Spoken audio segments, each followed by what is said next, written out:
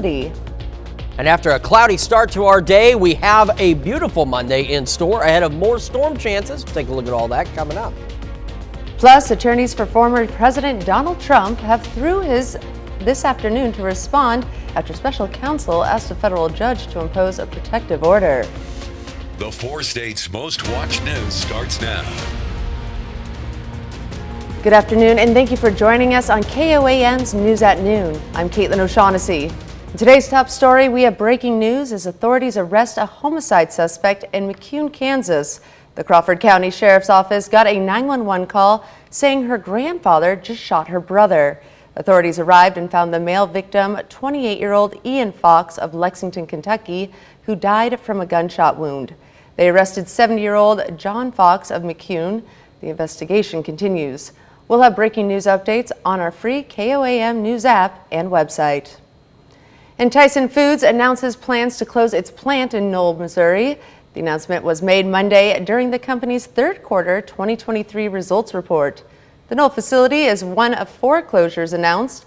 According to Tyson Foods President and CEO Donnie King, he stated, quote, "The difficult decision to close 4 chicken facilities in North Little Rock, Arkansas, Corydon, Indiana, Dexter, Missouri, and Knoll, Missouri demonstrates our commitment to bold action and operational excellence as we drive performance, including lower costs and improving capacity utilization, and build on our strategy of making Tyson's Foods more stronger in the long term," end quote. The 4 plants are expected to end operations in the first 2 quarters of fiscal year 2024. Joplin police are searching for a man seen vandalizing a store. It happened around 2:30 a.m. Sunday morning. Surveillance photos show the man seen here throwing a brick through the window of Mint Cove Clothing on Main Street. If you can identify this man, you are asked to contact Joplin Police. And car enthusiasts around the 4 states gathered at Ewart Park. KOAM's Anthony Saviello has the story. For car enthusiasts around the 4 states, the Joplin Emancipation Car Show is the perfect way to come together. Oh, the people. It's the people. It's like it's a family here. You guys here are known for a long time and everything. They come back every year. They really appreciate what we do and everything. That's what it's all about. The show contained classics, hot rods, and even some modern-day cars, all of which have one thing in common: the amount of care put in by their owners. The car was mostly done when I bought the car, so it's just, I'm retired, just gives me something to play around with. Well, it's a labor of love, because when you have an old car like this, you have to maintain it, you know, and you should really know how to do it yourself as much as you can, you know, because you never know when something might happen, you know, and it's just a hobby. A hobby that brings together some of the coolest cars in the area. Cars like Galen's 1972 Chevy Chevelle Malibu. He's owned it for 13 years and fully restored it to its original condition. Or even Jim's 1946 Chevy Street Rod that he has owned for 5 years. But more than just the cars, it brings together people who share love for these machines. This is one of the best car shows. We always try to come to this one because the people are very friendly and they're very knowledgeable in their judging of the cars, and we just have a good time. It's just it's a real nice thing to do on a Sunday afternoon. Well, I think just being with other owners, classic cars, just a lot of car talk going on, and it's Teddy puts on a good show. We always really enjoy. It's one of our favorite shows to come to, and it's always a fun day. Passionate owners and unique cars, a combination that infects even the most modest of car owners, including myself. If only my wife would let me buy that Corvette. Reporting in Joplin, I'm Anthony Saviello, KOAM News. Those who attended also got to enter in a raffle where over $3,000 worth of prizes were given out. Now Chris Warner joins us. Yeah, we had some showers and thunderstorms, mostly in northeastern Oklahoma and parts of northwest Arkansas early this morning, part of a bigger batch of showers and thunderstorms rolling through the area. And you look for those little yellow boxes to pop up quickly on this loop. Those were some severe thunderstorm warnings. No severe weather in our immediate area from any of this. However, that could change as we head later in today. We've got a low end risk for some small hail that barely clips parts of northeastern Oklahoma and parts of Chautauqua County in southeast Kansas. I think overall, the majority of any strong to severe thunderstorms are going to stay off to our south and west, but they have extended that to clip us just a bit because we may see a strong storm or two try and make its way into our area. But I think for the rest of today, we're actually looking really good. It's the next couple of days that we are going to keep an eye on. So we started yesterday at 71, made it up to 90, so just about average across the area. And here's one thing we really like. Take a look at our August precipitation. That green indicates that we are over the monthly total where we should be by almost an inch, and we're hoping that that trend continues because we need rain. Because take a look, for the year we're still down almost 10 inches and it's August. We're running out of time to make up this rainfall. Our temperatures have been considerably better. Our average high is right around 91, and we've been below average most days over the last couple of days, and we're looking to stay below average or right around as we head into the next couple of days. So we still have a really nice Monday for us today. We got the thunderstorm chances tomorrow morning that we'll talk about, and then we're watching the potential for severe weather on Wednesday. We'll take a full look at that forecast here in just a few more minutes. Attorneys for former President Donald Trump have through this afternoon to respond after special counsel Jack Smith asked a federal judge to impose a protective order. It would prevent him from disclosing evidence related to the January 6th federal indictment. CBS News correspondent Wendy Gillette reports from New York on the latest in the case. Misinformation, disinformation, that's what they are. Former President Donald Trump attacked the latest federal indictment he's facing at a GOP dinner in South Carolina over the weekend.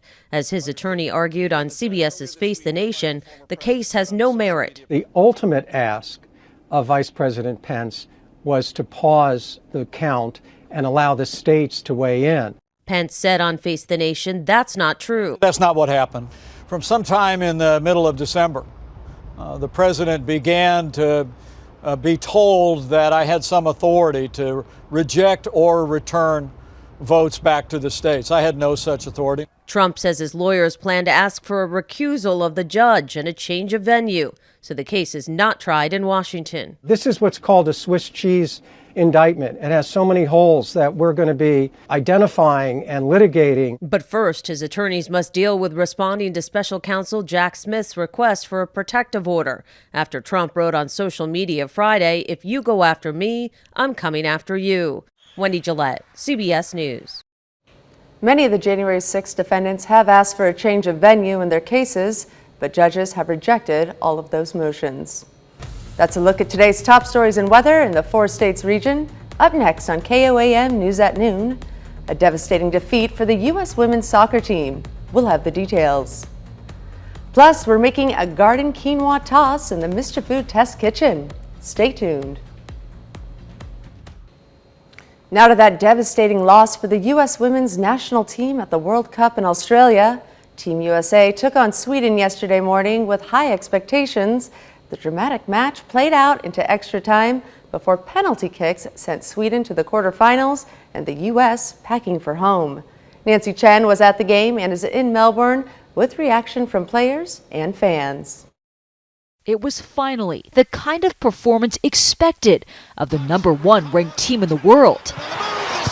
The U.S. women's national team found its groove and each other, with better passing leading to shot after shot on goal.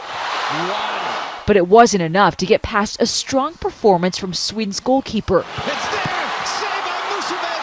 The tense, scoreless game would be decided by penalty kicks. Despite a crucial save by the U.S.'s Alyssa Naher, it was again missed shots on goal that would be the downfall of the U.S. Megan Rapinoe sailed her penalty. Sophia Smith's went wide. Kelly O'Hara saw hers bounce off the post. In the end, Sweden's 7th kick seemed to have been stopped. But the ball trickled just across the line. Wow, that's close. That is the margin. We just lost the World Cup by a millimeter.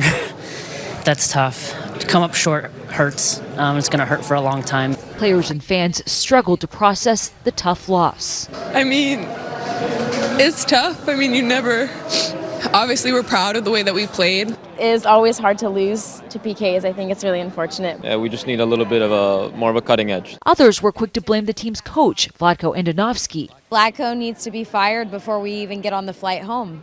So you're angry? I'm angry, yeah. The match marks the final World Cup appearance by Rapinoe, who announced her retirement this summer. This team has been so successful. We've been in so many of the biggest moments, and of course you want to be in every single one of them. Supporters highlighted that success. The experience is the best part. It's really nice. Obviously, this is not the outcome so many fans had been hoping for. The rest of the world has improved significantly, which is a good thing for women's soccer in general. And keep in mind, this is a team in transition with a lot of young players, which means that there are plenty of opportunities for the United States to re-establish its dominance in the years ahead. Nancy Chen, CBS News, Melbourne, Australia. Still to come on KOAM News at Noon, we see what's cooking with Mr. Food. Say goodbye to ho-hum side dishes and hello to a fresh-tasting one that goes with just about anything. Plus, it only takes minutes to throw together. And even though we've got a beautiful Monday, we are tracking thunderstorm chances over the next couple of days. We'll take a look at that forecast when we come back. Well, after some of us saw some morning showers, even a couple of thunderstorms, the rest of us stayed dry, and now all of us beginning to clear out ahead of an absolutely beautiful Monday. So great opportunity to catch up on some of that yard work you may have been putting off with the heat the last couple of weeks. So here's a quick recap of the Skywatch Storm Tracker from this morning. We had this batch of showers and thunderstorms, did give some cloud cover to a good number of us, and brought, again, a few showers, thunderstorms in parts of northeast Oklahoma, even a couple of showers into southeast Kansas. Unfortunately, the majority of us remained dry across the area, but the good news is we do have more rain chances on the way. Now, for today and then heading into the afternoon, the Storm Prediction Center has added this low-end hail risk. And if you look, you can see it just barely clips parts of our area. So all in all, I believe the majority of any thunderstorm activity, strong, severe, or otherwise, is going to stay well off to our southwest, but they're indicating the possibility that one or two may try and just barely sneak in here as we head into the afternoon. But again, that chance is relatively low. Our better chances for showers and thunderstorms are going to come as we head into Tuesday and Wednesday across the area. So through the rest of our Monday, we're looking at mostly clear skies, low to mid 80s, maybe some upper 80s here and there, but still, no matter how you paint that, it's below average for us. Then as we head overnight, we're going to start to see cloud cover increasing, and we're going to see some thunderstorm chances in the morning. They're going to be scattered and then ultimately very isolated later in the day, but some of those storms could be a bit on the strong side with maybe some gusty winds out there. Once they clear out, our Tuesday is going to be partly cloudy, mostly clear skies, but as we head into the afternoon, another couple of pop-up storms possible. These are going to be, again, very isolated, but if we do see another thunderstorm or two later in the afternoon, it could be also strong with maybe some gusty winds. What we're watching is Wednesday. Wednesday is looking to bring us a couple of three different rounds of thunderstorms, some of which could ultimately be severe. As we go about 3 a.m. on Wednesday, we start to see showers and thunderstorms. Here we are at 4. They develop almost right on top of us, and they'll start to go on off to the north and to the east. Then there will be thunderstorms off to our north, and those will start working into our northern counties by late morning, and then we'll see additional shower and thunderstorm development throughout the day on Wednesday. So the question is how much instability the atmosphere can pick up after the morning thunderstorms. Now, if it plays out like this, where we have scattered storms throughout the day, our severe threat may not be nearly as high. If we get a pause in thunderstorm activity, then we could see a slightly higher severe risk. So that's why for Wednesday, we do have that elevated risk for the majority of the area. And we've had an elevated risk highlighted for Wednesday for the past few days. So we're still keeping an eye on it. Again, there are a few variables as to exactly what may take place, but we will keep an eye on our thunderstorm chances Wednesday.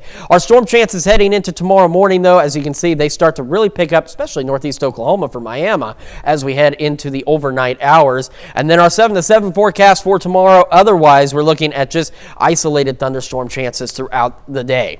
Highs today continuing again low to mid 80s under mostly clear skies. Then we head into this evening. Our evening looks great. We'll have partly cloudy skies in the 70s, and then overnight we'll see those thunderstorm chances, and we'll go back into the mid to upper 60s.